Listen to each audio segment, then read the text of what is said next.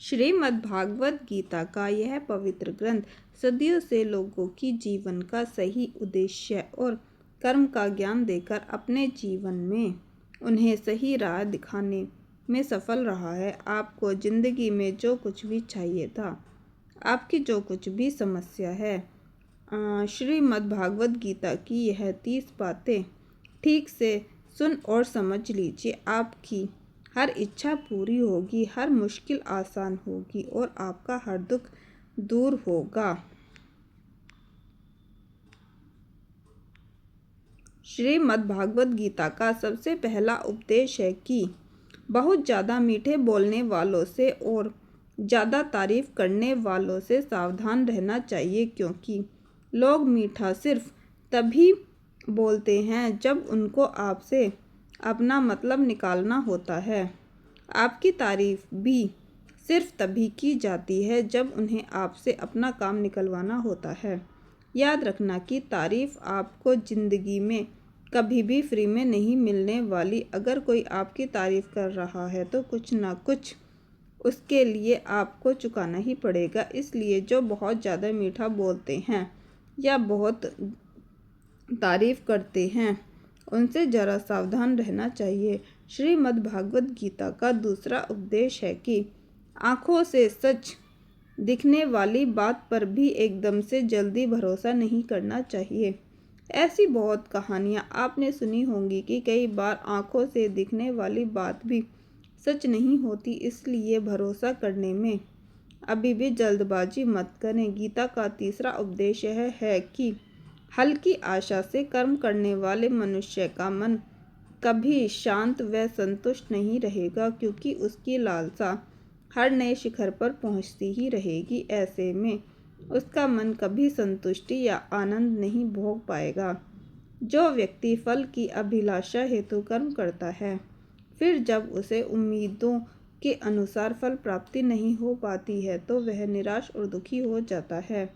भगवान श्री कृष्ण अर्जुन से कहते हैं कि तुम स्वयं को मुझ में समर्पित कर दो, ईश्वर पर भरोसा रखो और निस्वार्थ, निश्चल, निष्पाप और निष्पक्ष होकर बिना फल की अभिलाषा के कर्म करते जाओ। तुम्हारा जीवन सुख और संतुष्टि से भर जाएगा। देखना, दुख कभी तुम्हें छू नहीं पाएगा और मोक्ष की प्राप्ति हो जाएगी। बार बार जन्म लेने वाली अनंत इच्छाएं मनुष्य को अपनी इंद्रियों का गुलाम बना देती हैं।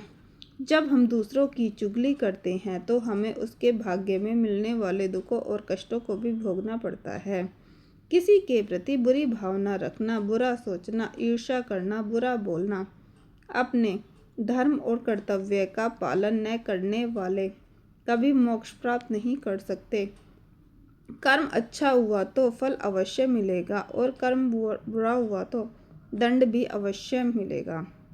मैं भूत का, वर्तमान का और भविष्य में होने वाली प्रत्येक घटना के हर परिणाम को देख सकता हूँ, इसलिए परिणाम की चिंता छोड़कर अपने कर्म को निरंतर करते रहो। कर्म अच्छा हो या बुरा, वो तब तक पीछा नहीं छोड़ते जब तक वह कर्म करने वाले को फल की प्राप्ति नहीं हो जाती, यानी जब तक कर्म करने वाला अपने कर्म के परिणामों को पूर्ण रूप से भोग न ले। समय से पहले और भाग्य से अधिक कभी किसी को कुछ नहीं मिलता।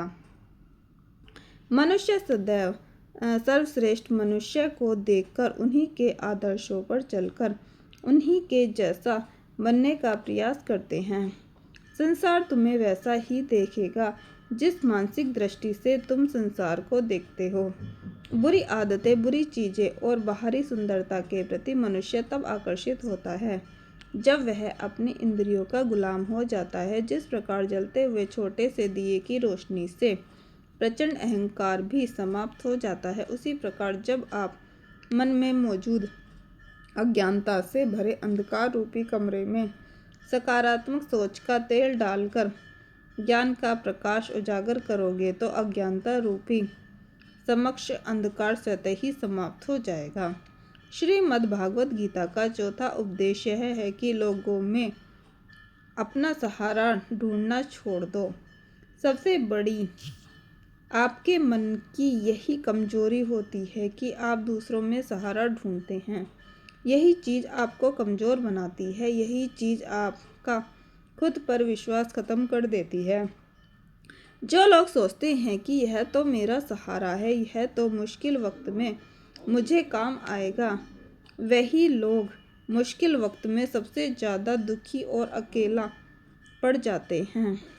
आप सिर्फ ईश्वर को अपना सहारा बनाओ, देखना जब भी कोई मुश्किल आएगी न वह किसी न किसी को आपकी मदद के लिए भेज देगा। दुनिया को सहारा मत बनाओ, जो खुद आपके लिए सहारा ढूंढ रहे हैं वह आपका सहारा कैसे बनेंगे। तो अपना सहारा दुनिया को नहीं, ईश्वर को बनाना चाहिए। गीता की 5वीं शिक्षा यह है कि क्रोध मनुष्य का सर्वनाश कर देता है। क्रोधी इंसान का कोई मित्र नहीं होता, हर इंसान उससे दूर भागता है, उसके सारे रिश्ते समाप्त हो जाते हैं। जो इंसान अपने क्रोध को नहीं संभाल सकता वह जिंदगी में कुछ भी संभाल नहीं सकता। श्रीमद् भागवत गीता का 6वां उपदेश यह है कि ईश्वर पर भरोसा रखकर दिल से उन्हें याद करोगे तो वह अवश्य किसी न किसी रूप में आकर आपकी मदद जरूर करेंगे। ईश्वर आपकी सुनता है या नहीं, यह आपकी श्रद्धा, विश्वास और आस्था पर निर्भर करता है।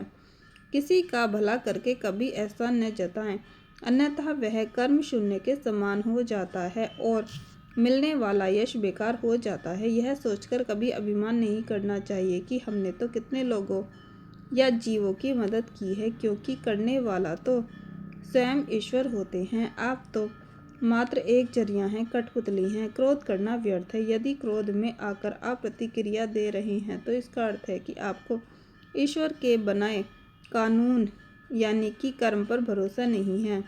मन में शंकाओं को कभी जन्म ना दे, क्योंकि यह शंकाएं मन में गलतियों के पहाड़ बना देती हैं, जिससे जीवन का सुख चैन छिन जाता है। यदि कोई आपके साथ बुरा करता है तो कर्म और समय उसका हिसाब खुद ही कर देंगे।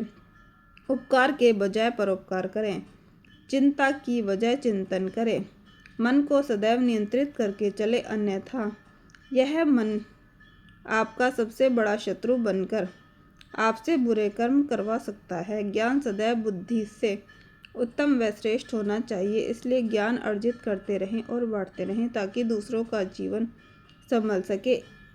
एक ही मनुष्य की हमेशा मदद ना करें जब तक कि वह स्वयं ही काबिल ना बन जाए। जो व्यक्ति फल की आशा हेतु कर्म करता है वह कर्म से बंधकर रह जाता है। कोई भी इंसान जन्म से नहीं बल्कि अपने कर्मों से महान बनता है। दुनिया और लोग वैसे ही नजर आएंगे जैसा तुम देखना चाहोगे।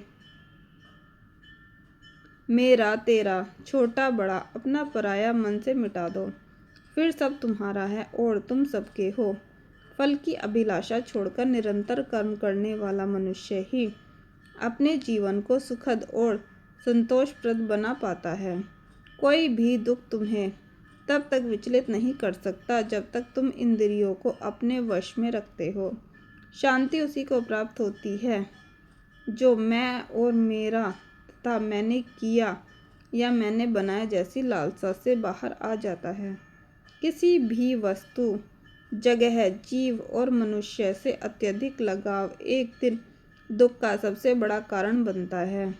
जीवन में वही मनुष्य संतुष्ट रह सकता है जो कम से कम में भी खुश है और अधिक पाने या होने की लालसा व उम्मीद नहीं रखता।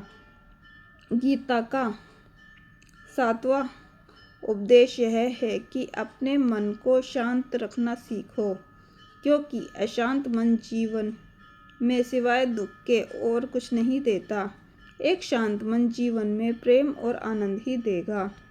दुख और सुख सिर्फ शांत और अशांत मन के परिणाम हैं। अशांत मन दुखी को ही जन्म देता है और शांत मन परमानंद को।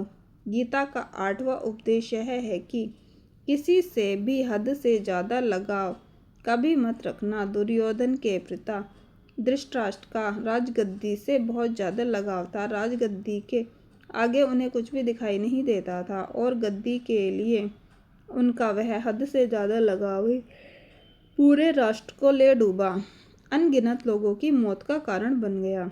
आप भी जब किसी के पीछे हद से ज़्यादा पागल हो जाते हैं तो वह चीज़ आपको मिले या ना मिले लेकिन आपकी ज़िंदगी ज़रूर खराब कर देती है।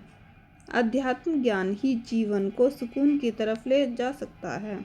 लोगों की बातों पर जितना ध्यान दोगे उतना ही आपका खुद पर से विश्वास कम हो जाएगा। इसलिए खुद पर विश्वास कर खुद के दम पर आगे बढ़ो और स्वयं ही अपना मार्ग तय करो। जीवन में किसी भी पल कुछ भी हो सकता है। जीवन सीमित है, समय व्यर्थ मत करो। बुरे अतीत को याद करके दुखी होने से अच्छा है कि उससे सीख लो और अपने वर्तमान को सुधार कर एक बेहतर भविष्य का निर्माण करो। किस बात को लेकर परेशान हो, कर्म करो और ईश्वर पर भरोसा रखो। क्या होगा क्या नहीं यह ईश्वर पर छोड़ दो। जितना अधिक पुरुषार्थ करोगे स्वर्ग का मार्ग उतना ही सरल होगा। स्वयं को ईश्वर के चरणों में सौंप दो। नित्य अच्छे कर्म करो और लोगों की भलाई करो, उन्हें सही राह दिखाओ। एक ज्ञानवान व्यक्ति कभी भी कामुक सुख में आनंद नहीं लेता, इसलिए ज्ञानी बनो। जो हो गया वह अच्छा, जो हो रहा है वह अच्छा हो रहा है और जो होगा वह भी अच्छा ही होगा। वेद पुराण पढ़ने का कोई लाभ नहीं जब तक उसमें बताई बातों को अपने जीवन में अवतरित न करो, उनका पालन न करो। रावण बुद्धिमान अवश्य था किंतु ज्ञानी नहीं। उसकी अज्ञानता ने उसे क्रोधी, कामुक और अहंकारी बना दिया, जो उसकी मृत्यु का सबसे बड़ा कारण बना।